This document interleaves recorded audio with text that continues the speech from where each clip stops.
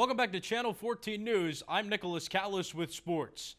In this week's Waynesburg Spotlight Athlete, we feature Waynesburg running back Justin Flack. Caleb Yager has the story on how he ended up at Waynesburg University. In the Greene County football game of the week, Bentworth traveled to Mapletown High School to battle the Maples. I was there for the action. Bentworth went to Mapletown for the final game of the regular season in the WPIAL. Both of these teams are from the 1A Tri-County South Conference. Bentworth needed a win and some other scenarios to go right for them to make the playoffs. Mapletown had no chance, but they had the luxury of playing at home for the last game of their season. Just about 3 minutes in, Mapletown got a touchdown on a run from Landon Stevenson.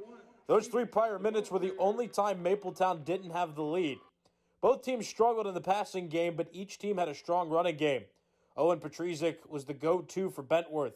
He had a few touchdowns in the game and made himself elusive in several plays, including this one.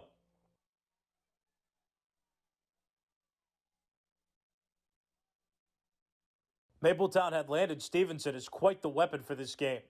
Not only did he bolster the running game on offense, but he turned an interception into a touchdown on defense and took a blocked punt into the end zone on special teams.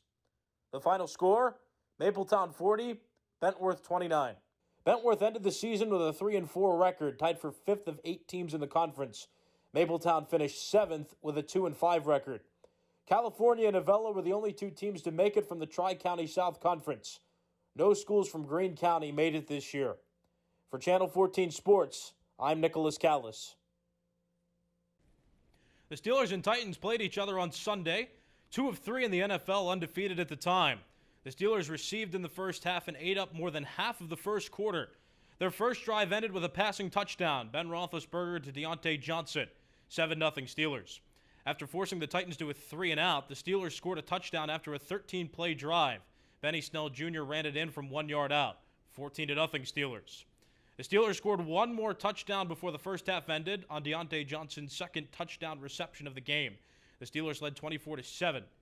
In the second half, the Steelers failed to score a touchdown, and Ben Roethlisberger threw 2 interceptions.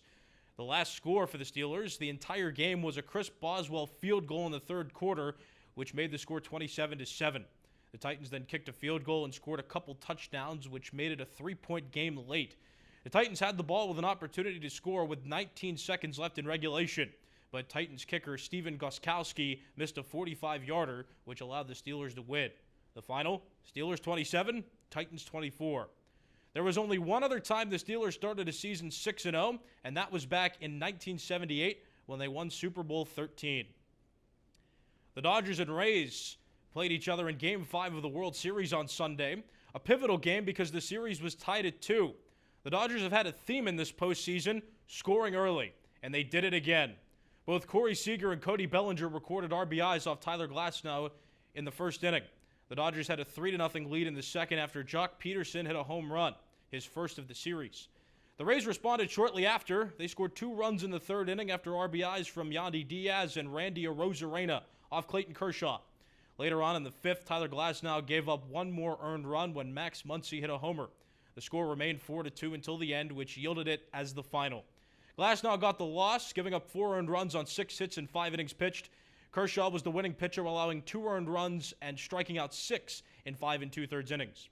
Kershaw's 5th strikeout of the game was his 206th in his postseason career, which passed Justin Verlander for the most in that category all time. Game 6 is tonight at 8. The Dodgers have an opportunity to win with a 3-2 series lead. The Rays must win the next 2 in order to win it all. Blake Snell starts on the mound for the Rays. Tony Gonsolin gets the start on the hill for the Dodgers. The Browns beat the Bengals in a close game on Sunday, but it'll be trouble ahead for Cleveland after a crucial injury. Odell Beckham Jr. becomes another player out this season with a torn ACL after trying to tackle a ball carrier.